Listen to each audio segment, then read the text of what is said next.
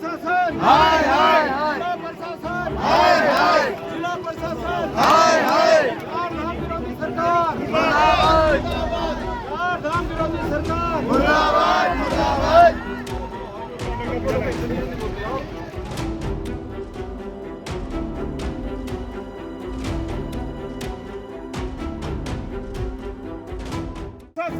हाथों में तख्तियां और बैनर पोस्टर और सरकार के खिलाफ नारेबाजी। प्रदेश की धामी सरकार के खिलाफ ये गुस्सा फूटा है उत्तरकाशी जिले में। गुस्सा चार धाम यात्रा के मार्गों पर यात्रियों को रोके जाने और उन्हें हो रही परेशानियों के खिलाफ। ये विरोध प्रदर्शन यमुना घाटी होटल एसोसिएशन और चार धाम यात्रा से जुड़े कारोबारियों ने मिलकर किया। हाथों में सरकार के खिलाफ तख्तियां, बैनर और पोस्टर लेकर सड़कों पर निकले और विरोध की आवाज पालीगाड़ पर पहुंचकर बुलंद की। पालीगाड़ वो जगह है जहां से यमुनोत्री धाम के लिए वाहनों का सिंगल गेट सिस्टम शुरू किया गया है। यमुना घाटी के ये होटल मालिक और कारोबारी आरोप लगा रहे हैं कि सरकार से चार धाम यात्रा की व्यवस्थाएं संभल नहीं रही हैं। अपनी नाकामियों को छिपाने के लिए श्रद्धालुओं को यमुनोत्री समेत कई मार्गों पर रोका जा रहा है, जिससे यात्री न तो यमुनोत्री धाम पहुंच पा रहे हैं और न ही बाकी धामों के दर्शन कर पा रहे हैं। और तो और यात्रियों के लिए रास्तों में बुनियादी सुविधाएं तक देने में सरकारी सिस्टम फेल हो चुका है। अगर है तो चलो आधा घंटा 1 घंटा, लेकिन जगह जगह कम से कम 10 से 12 घंटा, 12 से 14 घंटा उनको रोका जा रहा है। कहीं 14 घंटा हो रहा है और 14 घंटा रोकने के बाद भी उन लोगों को यमुनोत्री धाम के दर्शन नहीं हो रहे हैं। वहाँ से भी उनको बोला जा रहा है कि बहुत ज़्यादा भीड़ है, आप लोग वापस चले जाएं। और वैसे ही जैसे यमुनोत्री में बोला जा रहा है शासन प्रशासन द्वारा कि बहुत ज़्यादा भीड़ है, बहुत ज़्यादा जाम लगा है, और हम अगर पूछते हैं तो पीछे सारे होटल खाली हैं। कल से तो ऐसा लग रहा है जैसे जुलाई अगस्त का महीना आ गया हो, जो कोई यात्री नहीं आ रहे हैं। तो मेरा शासन प्रशासन से और माननीय मुख्यमंत्री जी से ये निवेदन है कि आप ये जो देश विदेश से अथाह श्रद्धा लेकर जो ये श्रद्धालु आ रहे हैं, ये चार धाम यात्रा करने आ रहे हैं, इनको यात्रा करने दीजिए, इनको यातनाएं मत दीजिए, इनको सजाएं मत दीजिए। ये यात्रा करने आ रहे हैं, ये सजा काटने आ रहे हैं। एक एक जगह जो है 14 घंटा, 15 घंटा, 16 घंटा जो है गाड़ियों में बैठ के कितना रुकेंगे। कई जगह ऐसी है जहाँ पे तो न कहीं चाय है, ना पानी है, ना नमकीन है, कोई व्यवस्था नहीं है। कई लोग भूखे मर रहे हैं, मेडिसिन की भी तो कहीं मेडिकल की व्यवस्था नहीं है। मैं सरकार से ये कहना चाहता हूँ कि आप जो है ये चार धाम का जो चार धाम यात्रा है, इस पे मत अंकुश लगाइए। जो देश विदेश से आ रहे हैं उनको यात्रा करने दीजिए।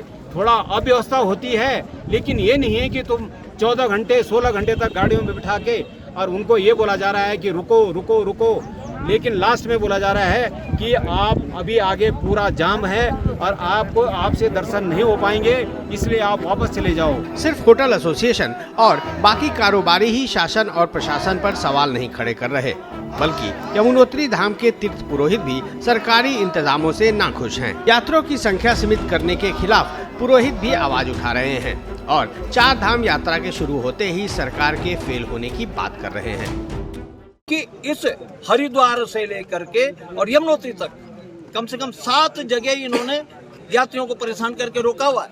पहला अवरोध होता है कट्टा पत्थर में, दूसरा नैनबाग में, तीसरा डामटा में, चौथा नौगांव में, पांचवा बड़कोट में, छठा खराजी में, सातवां पालीगाड़ में। और ये 7 अवरोध, 7 जगह जो व्यक्ति अगर आधे घंटे के हिसाब से भी रुका तो पूरा दिन तो उसका यहीं चला गया।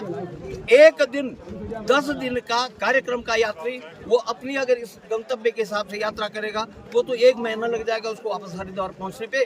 तो उसको मजबूरन रास्ते में ही यात्रा को समाप्त करके वापस अपने गंतव्य को जाना पड़ेगा, और उसका पूरा उत्तरदायित्व और उसका अभिशाप जो है कौन भोगेगा? तो सरकार को झेलना पड़ेगा। दरअसल 10 मई से चार धाम यात्रा की शुरुआत होते ही सबसे पहले यमुनोत्री धाम से ही बद इंतजामी की तस्वीरें सामने आई थीं।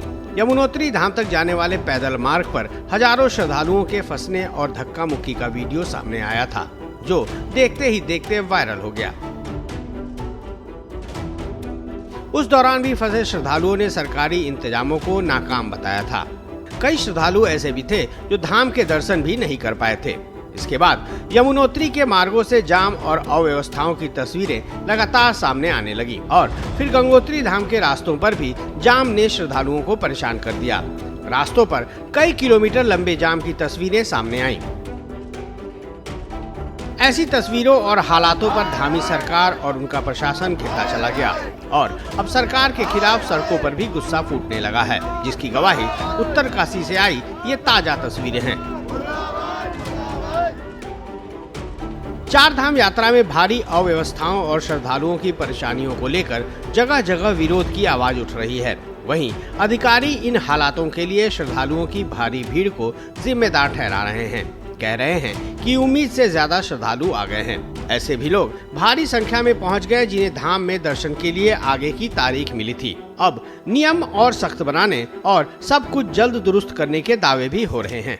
आज अभी मॉर्निंग में मुख्य सचिव महोदया की अध्यक्षता में एक पुनः बैठक हुई। मुख्यमंत्री जी के बड़े स्पष्ट निर्देश थे।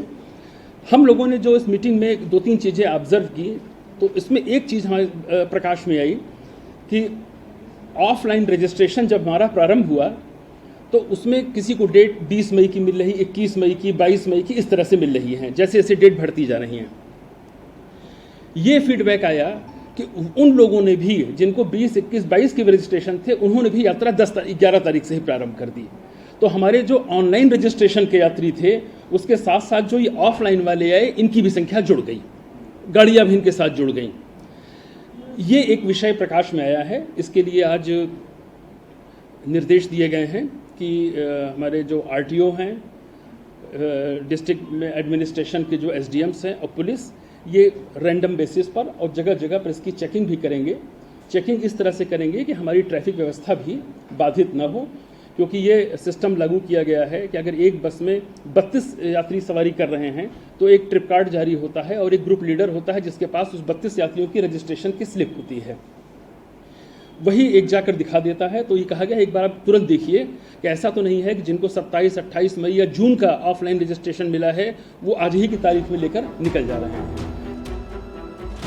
दावे और भरोसे चाहे जो भी हों, लेकिन सवाल तो सरकार और सिस्टम से भी है कि जब पहले से चार धाम यात्रा टूटने की आशंका की बात हो रही थी तो फिर उसी हिसाब से व्यवस्थाएं पहले से क्यों नहीं हुई, और जब नए नियम ही बनाने थे तो वो नियम भी पहले से क्यों नहीं बनाए। अब जब चार धाम यात्रा में अव्यवस्थाओं का अंबार लग रहा है और सरकार की फजीहत हो रही है तो डैमेज कंट्रोल की कोशिश हो रही है। क्या आपको भी लगता है कि चार धाम यात्रा की तैयारियों में उत्तराखंड सरकार फेल हो गई और उसने पहले से जमीनी तैयारी नहीं की? अपनी राय हमें कमेंट पर जरूर बताइएगा। ब्यूरो रिपोर्ट, श्रेष्ठ उत्तराखंड।